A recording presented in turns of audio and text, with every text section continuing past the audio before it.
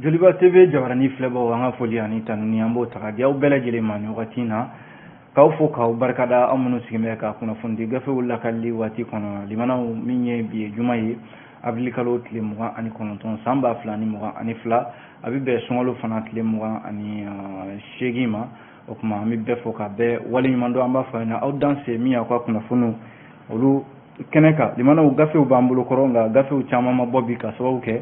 ayiwa seli ɲɛsigiliw ye a jirala k'a fɔ kunnafonidilaw caman bɛ yen olu tan bɛ sɛgɛn lafiɲɛbɔw la bi nka damadɔni min bɔra limanaw an n'a lajɛ k'an nɛ don olu la k'o walawala aw ye o la républicain bi yan nɔ limanaw ale kumana kuma damadɔ b'a kɔnɔna la a jirala k'a fɔ ko mali gouvernement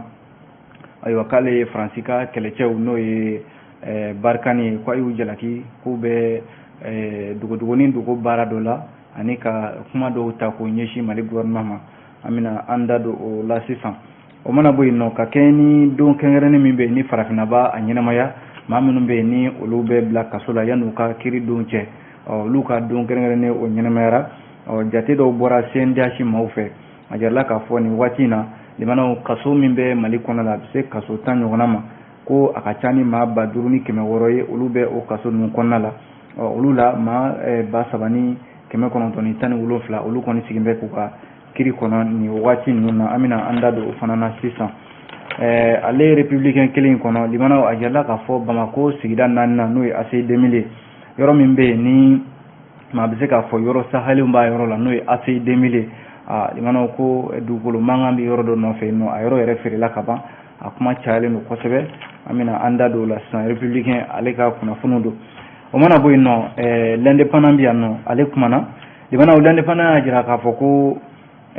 ko maa minnu bɛ yen ni olu y'u kanbɔ so minnu bɛ yen n'o bɛ di jamanadenw ma jamana ɲɛmɔgɔw fɛ n'u k'a ma ko logements sociaux ko diko fɔlɔ min kɛra ni mankan kɛra la a jarala k'a fɔ diko filanan kɔni o maaw dɔnna ka ban ko nka a dɔgɔyara ni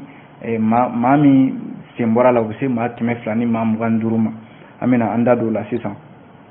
o mana bɔ kɛnɛyasoba min bɛ yan nɔ n'u k'a ma hôpital du Point G centre hospitalier universitaire du Point G ko a baarakɛlaw u ka lafasalikulu wulilen bɛ k'u jɔ u ka hakɛw nɔfɛ n'u y'u ka prime n'u ka ristourne ye ko fo o ka di o mana bɔ yen nɔ ko tile 3 kɔfɛ min ye Tambakɔr ale ye dugutigi ye ale kɔni jasora ko hali sisan limanaw ale kibaruya ma se ka dɔn l'indépendant de ye nin fɔ an bɛ sɔrɔ ka kuncɛ ni l'essor ye limanaw l'essor y'a jira k'a fɔ ko faransi ka kunnafonidiso 2 min bɛ mali kɔnɔ yan ni o ye RFI ani France 24 ye mali la yan nɔ cakɛda min bɛ yen n'o b'an ka kunnafoni ko bɛɛ lajɛlen kunna haute autorité de la communication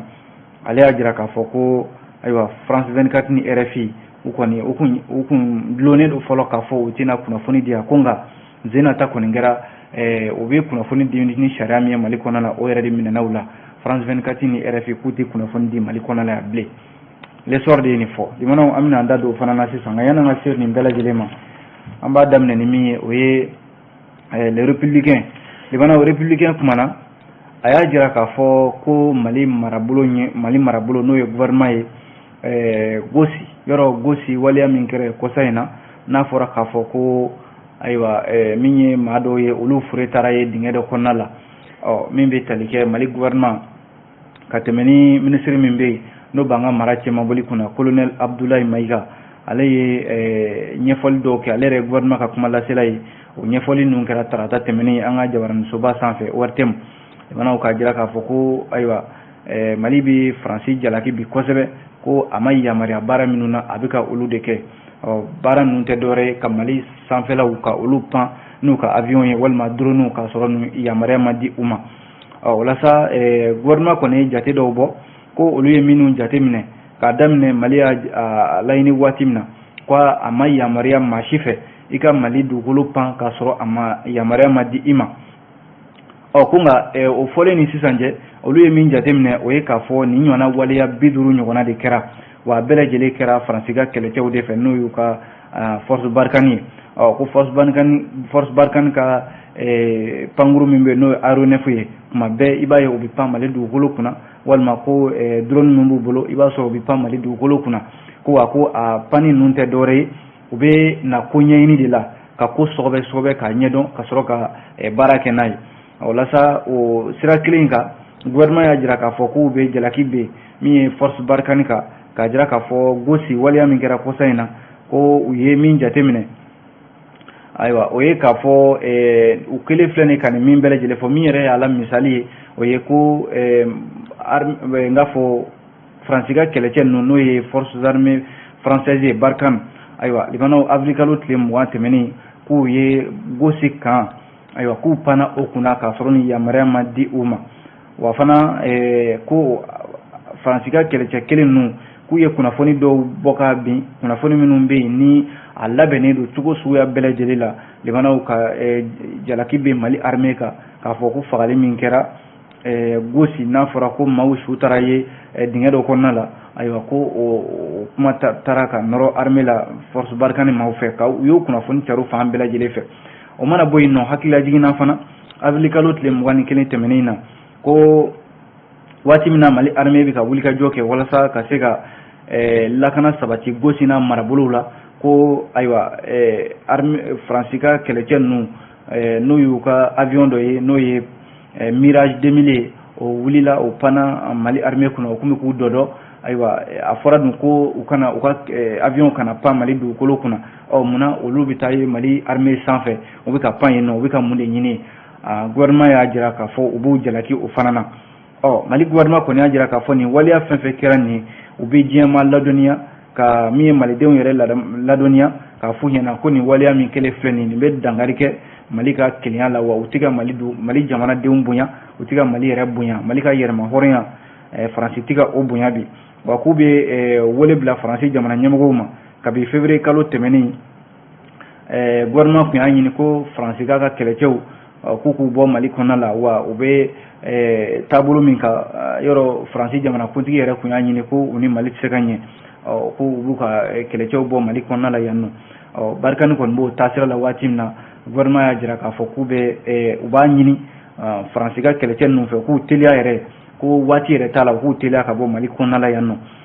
limanaw ka b'o fɔra min ye o kuma yɛrɛ taara da Faransi jamana ɲɛmɔgɔw tulo kan u y'o ko fɔra n'u tɛgɛkɔ ye u ma sɔn o ma an bɛ o de lahalaya la bi gouvernement kɔni kɛ mɛ ka Faransi jamana ɲɛmɔgɔw jalaki bi kosɛbɛ ni ɲɔgɔnna waleyaw la n'o ye ka Mali dugukolo sanfɛla pan k'a dɔdɔ ka sɔrɔ ni yamaruya ma di u ma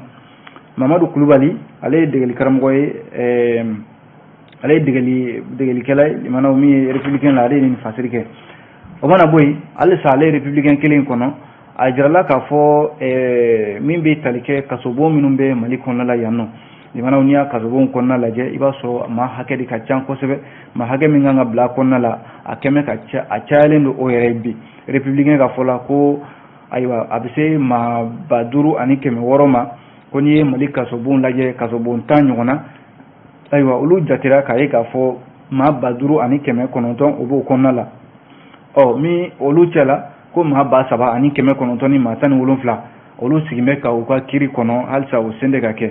n'i y'a sigi 100 o 100 o bɛ taa ayiwa 69 ani murumuru 30 ɲɔgɔnna de la limanaw ni kunnafoni dira commission nationale des droits de l'homme ni o ye adamadenya jo sariya lafasali cakɛda min bɛ Mali kɔnɔ yan o ɲɛmɔgɔba Agibu Buwari ntɛnɛn tɛmɛnen in na avril kalo tile 25 ayiwa u ye jɛrɛ dɔ de kɛ jɛrɛ min ni o kɛra ayiwa don kɛrɛnkɛrɛnnen min n'u k'a ma ko journée africaine de détention provisoire o tɛ dɔwɛrɛ ye maa minnu bɛ yen n'olu bɛ kasolasigi la bi ni u sigin bɛ k'u ka kiriw kɔnɔ olu tɔgɔla don a kɛra o de senfɛ walasa a jɛla k'a fɔ baara in CNDS ani ayiwa min bɛ tali kɛ maa minnu bɛ yen n'olu bɛ kasobon kɔlɔsi i n'a fɔ min bɛ tali kɛ directeur national de l'administration pénitentiaire de l'éducation surveillée o ɲɛmɔgɔba Ibrahima Tunkara ani CNDH fo ka taa se CNDH yɛrɛ kɛmɛ k'i bolo di maa minnu ma ka baara kɛ n'o ye ECAP Sahel a n'a ɲɔgɔnna caman ayiwa olu de ye nin baara in kɛ i mana o de senfɛ Agibu Buwari ale min ye CNDH ɲɛmaa ye a ye nin kunnafoni ninnu bɔ k'a bin yɔrɔ don kɛrɛnkɛrɛnnen yɛrɛ a bɛ ɲɛnamaya kabi san 2019 a bilala sen kan o de la Mali yɛrɛ y'a ɲɛnamaya nin y'a siɲɛ filanan ye fɔlɔ o kɛra n'i ye jateminɛ kɛ CNDH ka fɔ la fɔlɔ k'o kɛra n'i ye jateminɛ kɛ ayiwa an ka kasobon min bɛ yen ni o ye Kulukoro ani Bamako kasobonba ye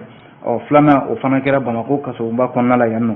filanan min kɛlen filɛ nin a jirala k'a fɔ ayiwa min ye FAMOC ani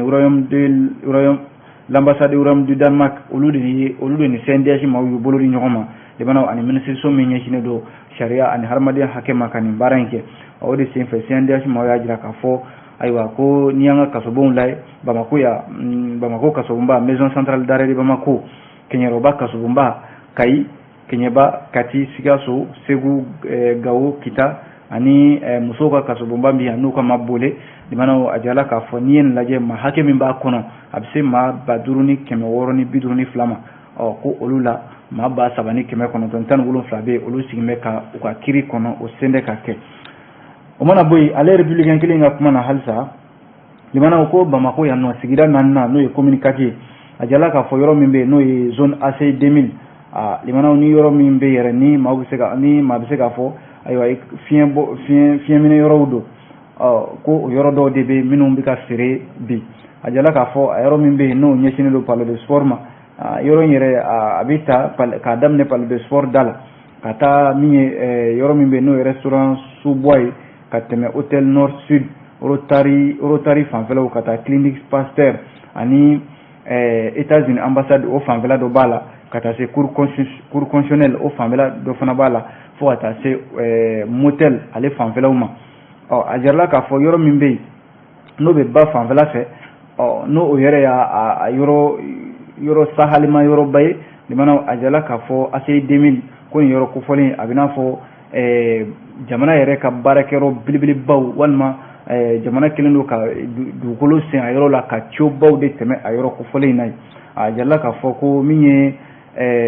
ji bondo min ji tɛmɛsira min bɛ yen n'o bɛ tɛmɛ ka taa Kuluba ani Kati o cio bɛ tɛmɛ o yɔrɔ kofɔlen in na a jirala k'a fɔ fana min ye cio minnu bɛ yen n'o ye ayiwa n'o bɛ ji walankata ayiwa AC 2000 yɛrɛ ani commune 4 o fanfɛlaw la ayiwa ko o cio in o fana bɛ tɛmɛ a yɔrɔ kofɔlen in de la a jirala k'a fɔ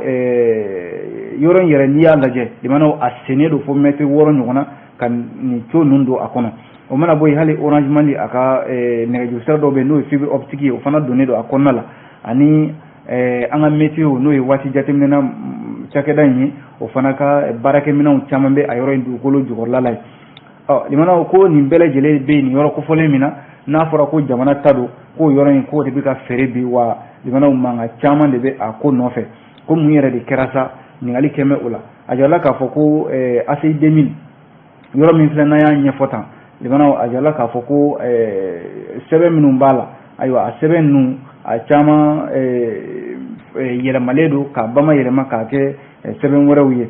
a jirala k'a fɔ ko maa dɔ de bɛ yen musolaka don limanaw ale de nana yɔrɔ in k'a fɔ ko ale ta don wa a y'a san yɛrɛ a jirala k'a fɔ waati min na furanjɛla fanga ale wulilen bɛ k'i jɔ ka yuruguyurugu kɛlɛ limanaw ni ɲɔgɔnna waleya k'o de bɛ ka poyi ayiwa Mali kɔnɔna la yan nɔ ayiwa ko dossier in yɛrɛ ko a ma taa bila premier ministre ale yɛrɛ ɲɛkɔrɔ ka ban n'o ye docteur Choguel Kokala Mayiga ye ko nka hali sisan ale sen bɛ ka fɛɛrɛ sɔrɔ a ko la a dun jirala k'a fɔ hali sisan ko in yuruguyurugu min b'a ko la k'a dugukolo feere dɔw yɛrɛ bɛ ka baara yɛrɛ k'a la ka ban ko commune 4 tribunal a na kɛ o yɛrɛ yɔrɔ a yɔrɔ kofɔlen in na min ye nɔgɔsɛnɛnnaw ye olu b'a a yɔrɔ kofɔlen in caman fana na ayiwa ko musolaka min n'ale yɔrɔ in san ni ordonnance numéro 58 ni tribunal commune 4 ale y'o di o tigi ma o kɛra utukalo tile 4 san 2020 ayiwa sɛbɛn dilen a ma k'a fɔ k'a ta yɔrɔ ye limanaw ko a taara nɔgɔsɛnɛnna minnu b'a yɔrɔ in na ka olu bɛɛ lajɛlen gɛn ka bɔ a yɔrɔ kofɔlen in na o b'a jira k'a fɔ sama-samani b'a yɔrɔ in na sabu yɔrɔ min don fana limanaw maaw ka ni gun lafiya yɔrɔw de don n'o ye espace vert ye espace vert n'o fɔra ka ban o y'an ka eaux et forêts maaw olu ka yɔrɔ kɔlɔsilenw ye a jirala k'a fɔ ko eaux et forêts yɛrɛ n'o ye direction régionale des eaux et forêts min bɛ Bamako yan k'ale ni musolaka in k'u bɛ sama-samani la u bɛ kiri yɛrɛ ɲɛma bi a jirala k'a fɔ nin yɔrɔ kofɔlen n'o ye Bamako AC 2000 yɔrɔ min bɛ yen ni yɔrɔ belebele don ayiwa ko jamana ɲɛmɔgɔw a sera sa u ka yuruguyurugu min ni o ye dugukolo yuruguyurugu ye i fana u ka dɔ bɔ nin fanga la n'o tɛ nin yɔrɔ min filɛ nin ye jamana a jirala k'a fɔ yɔrɔ don yɔrɔ min ni jamana ta don wa jamanadenw ka nisaha yɔrɔw don o de bɛ ka feere bi wa dɔw yɛrɛ bɛ yen olu bɛ ka taa taji feere yɔrɔw bila a yɔrɔ kofɔlen ninnu na o baara kɛra ka ban kunnafoni filɛ limana an ye nin bɔ les républicains ale kɔnɔna la o mana bɔ yen an bɛ don min ye parti de sɛbɛn l'indépendant kɔnɔna la a kumana limana l'indépendant y'a jira k'a fɔ ko an ka kɛnɛyasoba min bɛ yan ni o ye centre hospitalier du Pongé baarakɛlaw ko na kɛ u diminen don bi kosɛbɛ a jirala k'a fɔ u b'u ka hakɛ dɔ de nɔfɛ hakɛ min n'o ye prime ani ristourne o tɛ dɔwɛrɛ ye limanaw kɛrɛfɛ sara minnu bɛ yen ni u ye baaraw kɛ ni baarakɛ waati yɛrɛ tɛ n'o ye gardiw n'a ɲɔgɔnnaw ye ayiwa wari min bɛ di u ma ayiwa ko o de sɛnɛ ka di a jirala k'a fɔ u ka syndicat ɲɛmɔgɔba min bɛ yen ni o ye docteur Gida Landure yɔrɔ ale de ye syndicat ɲɛmɔgɔ yɛrɛ ye ale balila ka don limanaw min bɛ tali kɛ u ka ɲɔgɔn ye yɔrɔ dɔ la ko o balile ka kɛ a ye kunnafonidila wele min ye hôpital du Pongé o dukɛnɛmala yɛrɛ la ka ɲɛfɔli caman kɛ wa ko kɛlɛ fila de b'u bolo ka kɛ bi kɛlɛ fɔlɔ ye mun ye u baarakɛ ɲɔgɔn min bɛ yen n'o fana ye syndicat ye yɔrɔ ale jagoyara ka bɔ Pongé ka taa n'a ye Bamako gouvernorat la ka sababu kɛ ko a bɛ ka baara min kɛ n'o ye baarakɛlaw ka lafasali baara ye ayiwa k'o bɛ ka dankari kɛ hôpital du Pongé a ɲɛmɔgɔyaso ka hakɛw la min ye docteur Landure ye a y'a jira k'a fɔ o ye u ka laɲini fɔlɔ ye Fuseni Kulubali de ko don k'a ka segin ka na u ka syndicat ɲɛmɔgɔya baara la l'indépendant ka ɲɛfɔli la halisa ko o Fuseni Kulubali tɔgɔ in limanaw a bilala ka taa kalan na jamana kɔ kan Pongé de y'a bila ka taa dɔgɔtɔrɔso y'i bila ka taa kalan min kɛ n'a fɔra i nana ko i ka tila ka bila ka taa yɔrɔ wɛrɛ i tɛ taa dɔgɔtɔrɔya yɛrɛ baara kɛ yɔrɔ min na n'o ye gouvernorat ye ko man kan sabu a bilala ka taa kalan min kɛ ko a jɔyɔrɔba de bɛ u ka laboratoire kɔnɔna la bi k'u b'a ɲini Fuseni Kulubali ale ka segin ka na o mana bɔ yen kɛlɛ filanan ye mun ye Gida Landure ka fɔ la o ye u ka prime n'u ka ristourne docteur Gida Landure a y'a jira k'a fɔ baarakɛlaw caman bɛ bi limanaw u bɛ ka boli u ka hakɛw nɔfɛ ko jalaki min bɛ olu baarakɛlaw kan o ye k'a fɔ u ka ɲɔgɔn ye min n'o ye u ka conseil d'administration ye ko baarakɛlaw ma sɔn ka taa o kɛnɛ kan ko Pongé ɲɛmaayaso k'a y'a ɲini ka baarakɛlaw bɛɛ lajɛlen ka nin hakɛ in k'a tigɛ u la ko nin kɔni ye gɛlɛyaba ye bi gɛlɛya min n'a bɛ hôpital Gabriel n'a fɔ Pongé a baarakɛlaw kan u y'a ɲini bi ko ɲɛmɔgɔyaso ayiwa ko ale de bɛ ka nin ko in bɛɛ lajɛlen kolokolo wa u bɛ min ɲini jamana ɲɛmɔgɔw fɛ Mali kura min n'a kuma bɛ ka fɔ ko Pongé ale kɔni tɛ ka Mali kura ye bi sabu ko min bɛ ka da baarakɛlaw kan o y'u ka hakɛw tiɲɛni limanaw ale indépendant kelen ka fɔ la halisa ko tile 3 kɔfɛ min ye Tambakɔr ale dugutigi ale kɔni jasora Bamanci wale tigɛlɛmaw fɛ halisa a ma se ka ɲini ka ye limanaw baara in ni wale jugu in kɛra ntɛnɛn tɛmɛnen avril kalo tile 25 san 2022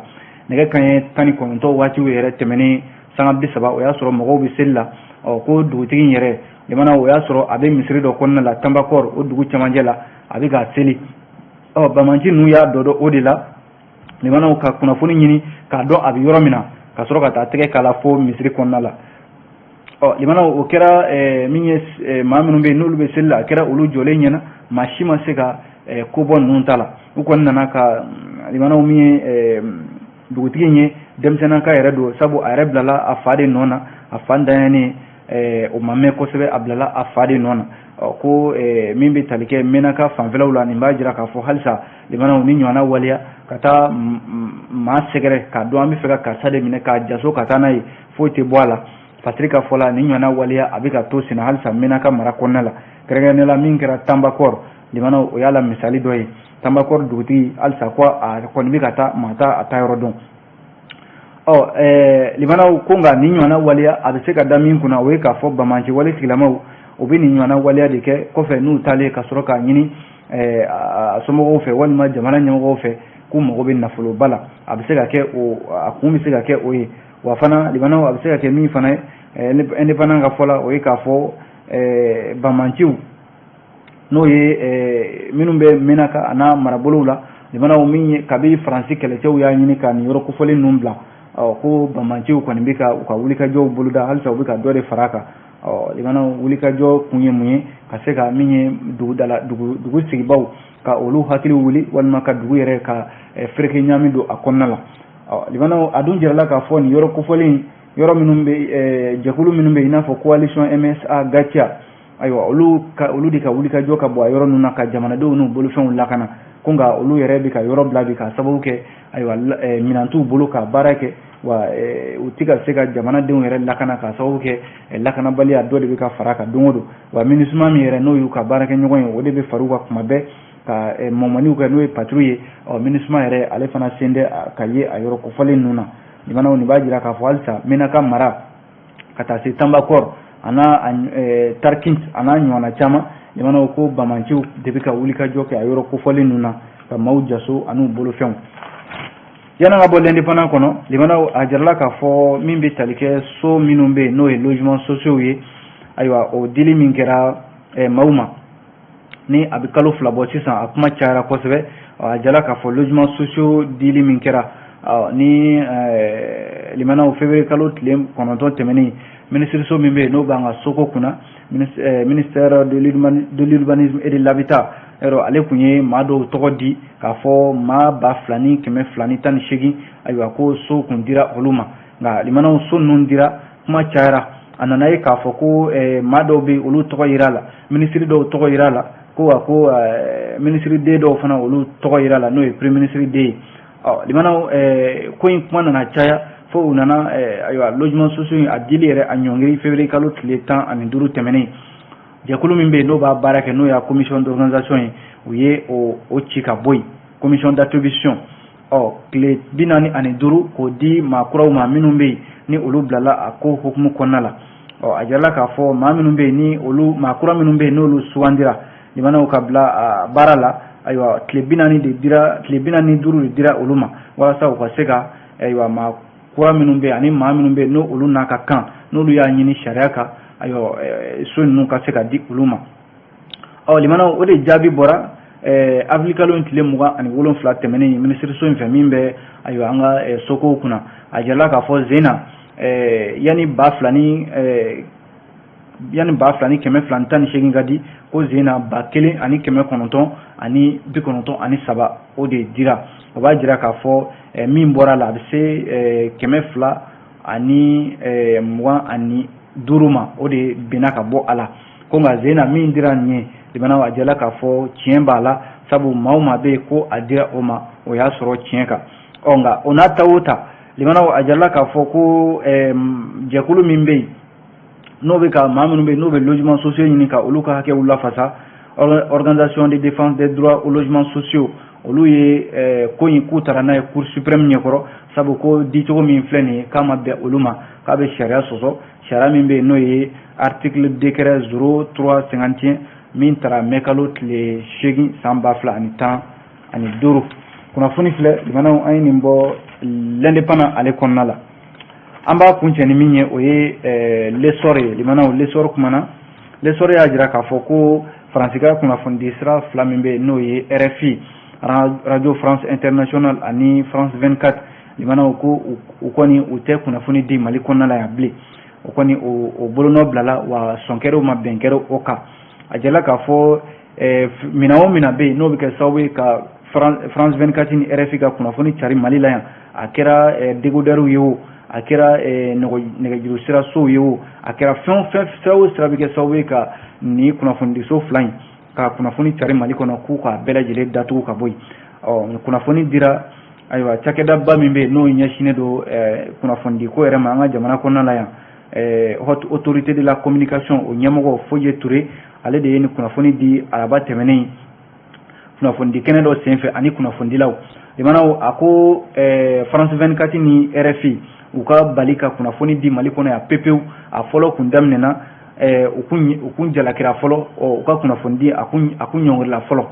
nka ka kɛ yɛrɛ ka u ka kunnafoni baara yɛrɛ jɔ pewu a tɛ di Mali la yan bilen fiyewu ayiwa ko kɛra sababu ye u ye baara dɔw de kɛ u ye kunnafoni kolon dɔw di kunnafoni minnu ni a bɛ kɛ sababu ye limanaw ka jamana yɛrɛ k'a bila lahalaya kɔnɔna na lahalaya min ni o ye ka a ka lakana ani jamanadenw yɛrɛ k'u ka kelenya ka dankari kɛ o la hakilila jiginna haute autorité de la communication a y'a jira k'a fɔ yamaruya min dilen don France 24 ni RFI ma ayiwa ko n'o ye France Media Monde olu ka kunnafoni sira 2 ye ko kabi san 2018 yamaruya min dir'u ma n'o ye convention numéro 0055 HAC Mali 2018 min taara juin kalo tile 11 san 2018 ayiwa ko a minɛna u la wa u tɛ se ka kunnafoni di Mali la yan bilen. Autorité de la communication a ko France 24 ani RFI ayiwa ko ayiwa u bɛ ka kunnafoni min di Mali kɔnɔ yan kɔsa in na k'a daminɛ u ye kunnafoni dɔ di janvier kalo tile 10 san 2022 min b'a bamancɛ wale min taara ka ɲɛsin Mondoro o mana bɔ yen ko u ka kunnafonidila dɔ yɛrɛ bɛ yen n'o ye David Bachir ye ko ye kunnafoni dɔ di mars kalo tile 13 an'a tile 15 san 2022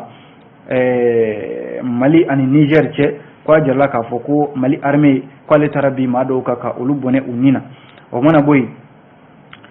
groupe Wagner n'o o ye Rusiw ka kɛlɛcɛ ninnu ye minnu bɛ k'a fɔra k'a fɔ ko olu ni Mali armée k'olu bɛ jɛ la k'u taara bi Mauritanie ka den dɔw kan ka olu faga wa fana ko Human Rights Watch k'ale fana ye gafe dɔ bɔ gafe min ni France 24 ni RFI y'o ta limanaw ka kunnafoni sugu bɛɛ lajɛlen di o kan ka jalaki bɛ Mali armée kan haute autorité de la communication y'a jira k'a fɔ cakɛda dɔ bɛ olu yɛrɛ fɛ yen limanaw min bɛ kunnafoni sira i mana kunnafoni di cogo o cogo olu b'a a sɛgɛsɛgɛ k'a dɔn kunnafoni min dira a kun ye mun ye a bɛ mun de nɔfɛ n'u kama ko centre de monitoring et de contrôle des médias o de ye kunnafoni in sɛgɛsɛgɛ k'a dɔn ni kunnafoni ninnu kun foyi t'a la fo ka Mali jamana ka basigibaliya don a kɔnɔ walima ka jamanadenw k'u fujunu wa ko a bɛ kɛ sababu yɛrɛ ye ka jamanadenw ka kelenya ka dangari kɛ o la ko wa hali kunnafonidi yɛrɛ sariya minnu b'a la ni o ye déontologie ni éthique ye limanaw k'a bɛ dangari kɛ o la ko France 24 ko a ye nin dansagow ani RFI a ye nin dansagow de kɛ limanaw u b'a yamaruya Mali jamana fɛ u ka yamaruya min b'u bolo ka kunnafoni di Mali kɔnɔ yan k'a minɛ u la o la sa France 24 ni RFI ko k'a daminɛ araba tɛmɛnen fo ka se don min ma sa ayiwa ko u kɔni tɛ kunnafoni di Mali la yan bilen kunnafoni filɛ limanaw Umar Sangare ale de ye nin fasiri kɛ a bɛ dansigi kɛ limanaw kunnafoni gafew la an sera ka min lakale ka bɛn nin waati ye o tuma an b'aw fo ka waleɲuman dɔn ni Ala sɔnna an na ɲɔgɔn sɔrɔ yan waati nataw la ayiwa seli mana kɛ k'a sɔrɔ an ma se yan o tuma an bɛ dugawu kɛ Ala k'an ka seliw caya an bɛ dugawu kɛ a ka yafa ma an bɛ kunnafoniw de di an tɛ maa kɔ nka an mana min ye an b'o de fɔ an b'o de lakale o tuma maa min bɛ yen n'ale bɛ kuma limanaw n'i ma don finman gasi la i na don jɛman gasi la o tuma an n'o yafa deli kɛ an filɛbaw ani an lamɛnbaw fɛ ko Ala k'an ka seliw caya Ala ka sunkalo ɲumanba a k'an bɛn diɲɛ waati wɛrɛ